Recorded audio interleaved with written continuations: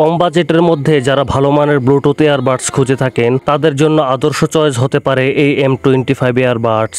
আজকে আমরা এটি আনবক্স করে দেখব এবং এর সাউন্ড কোয়ালিটি টেস্ট করব। আনবক্স করার আগে বক্সে দেওয়া তথ্যগুলো পরে নেওয়া যাক। প্রথমেই বড় করে দেয়া আছে এর মডেল নাম্বার M25। পাশেই রয়েছে ওয়্যারলেস 5.3। এর মানে হচ্ছে এটি ওয়্যারলেস 5.3 সাপোর্ট করে। দাবি করা হচ্ছে এটি একটি গেমিং ডিভাইস। আমরা অবশ্যই টেস্ট করে দেখব এটি দিয়ে কিরকম গেমিং করা সম্ভব। বক্সের নিচের দিকে লেখা আছে ENC, অর্থাৎ এনভায়রনমেন্টাল নয়েজ ক্যান্সেলেশন। যে কোনো কোলাহল কিংবা ক্রাউডেড সিচুয়েশনে ENC ভালোভাবে কাজ করে ফোনে কথা বলার জন্য। আমরা টেস্ট করে দেখব। বক্সের পেছনে যাবতীয় তথ্য দেয়া আছে, যেমন এটি ওয়্যারলেস 5.3 ভার্সন সাপোর্ট করে, যার ফলে খুব দ্রুত কানেক্টিভিটি পাবে এবং স্মুথ কানেকশন পাওয়া যাবে। উল্লিখিত অডিও প্রোফাইলগুলো সাপোর্ট করে। Transmission distance 10 metre, charging time 2 hours, stand by time 280 ঘন্টা, 5 ঘন্টার মতো ব্যাটারি ব্যাকআপ, ইনপুটে 5 ভোল্ট 1 এম্পিয়ার, পাশাপাশি এটি দিয়ে 5 ভোল্ট 1 এম্পিয়ার আউটপুট পাওয়া যায়, অর্থাৎ এটিকে চাইলে পাওয়ার ব্যাংক হিসেবেও ব্যবহার করা যাবে। এবার ডিভাইসটি আনবক্স করা যাক।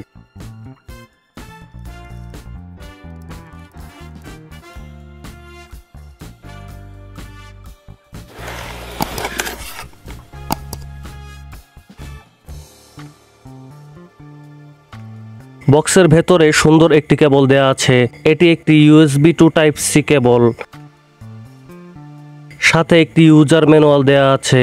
এয়ারবাডস সম্পর্কে বিস্তারিত জানতে এটি পরে নেওয়া ভালো। সাথে অতিরিক্ত 2 জোড়া এয়ার টিপ দেয়া হয়েছে। এবার মূল ডিভাইসে নজর দেই। ডিভাইসটি হাতে নিয়ে আমার খুবই ভালো লেগেছে। সাইজে সামান্য বড় হলেও সবারও ভালো লাগার কথা। এখানে ম্যাগনেট দেয়া হয়েছে, যার কোয়ালিটি মোটামুটি ভালো। নিচের দিকে C পোর্ট রয়েছে ডিভাইসটি চার্জ করার জন্য। পাশেই USB আউটপুট রয়েছে। তথ্য অনুযায়ী এটি দিয়ে মোবাইল চার্জ দেওয়া যাবে। এয়ারবাডসকে কখনোই পাওয়ার ব্যাংকের বিকল্প মনে করা যাবে না। ইমার্জেন্সি সিচুয়েশনে আপনার মোবাইল ফোনকে চালু রাখতে মূলত এটি ব্যবহার করা সম্ভব। এবার বাডসগুলো লাগিয়ে নিই।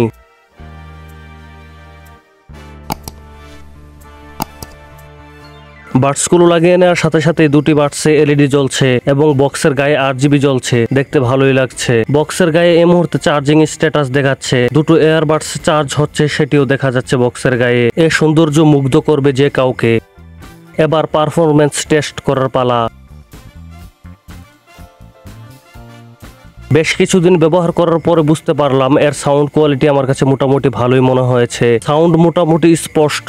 ভোকাল এবং ইনস্ট্রুমেন্টাল সাউন্ড ভালোই সেপারেট করতে পারে। ভালো লাগার মধ্যে থাকবে এর ব্যাটারি। আমি এটি দীর্ঘ সময় ব্যবহার করে দেখেছি। এর ব্যাটারি আমাকে ভালো রকম সাপোর্ট দিয়েছে। তবে বাডসগুলোর ওজন বেশি মনে হতে পারে। ব্যবহারে অভ্যস্ত হয়ে গেলে আর কোনো অভিযোগ থাকবে না। কোলাহল কিংবা ক্রাউডেড সিচুয়েশনে ফোনে কথা বলে দেখেছি। এর ENC ভালোই কাজ করেছে। মোটামুটি ভালোভাবেই ফোনে কথা বলা গেছে।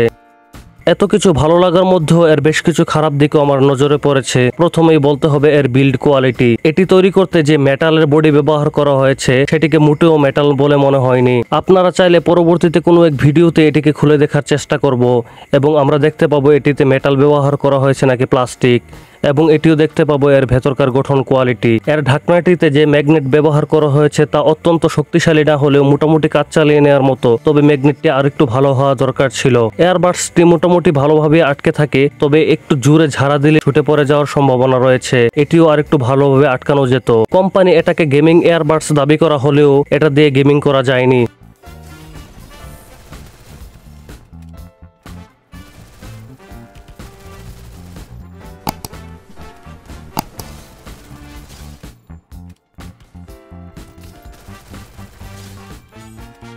ভালো রকমের ডিলে আমরা লক্ষ্য করেছি। যদিও এই রকমের কোনো ব্লুটুথ ডিভাইস দিয়েই গেমিং করা পসিবল না, তাই গেমিংরা কেনার আগে অবশ্যই সতর্ক থাকবেন। কোম্পানি আরো দাবি করছে এটি ওয়াটারপ্রুফ। এয়ারবাডস স্ক্রুতে রাবার লাগানো আছে। সম্ভবত হতেও পারে এটি ওয়াটারপ্রুফ, তবে আমরা এটিকে পানিতে ডুবিয়ে টেস্ট করার সাহস করিনি। ফাইনাল কনক্লুশনে এটাই বলবো, গেমিং ছাড়া মিউজিক প্লে করার জন্য 500 টাকার নিচে এই ডিভাইসটি আপনি নিতে পারেন। বিশেষ করে যারা RGB লাইটিং এবং এ ধরনের ফ্যান্সি লুক পছন্দ করেন তাদের জন্য আদর্শ ডিভাইস হতে পারে এটি। আপনাদের মধ্যে কেউ এটি কিনতে চাইলে অর্ডার করতে পারেন ডেসক্রিপশন বক্সে থাকা লিংকের মাধ্যমে। এছাড়াও আমাদের চ্যানেলে ঘুরে আসতে পারেন দারুণ সব ভিডিওগুলো মিস করে থাকলে। ধন্যবাদ সবাইকে ভিডিওটি দেখার জন্য।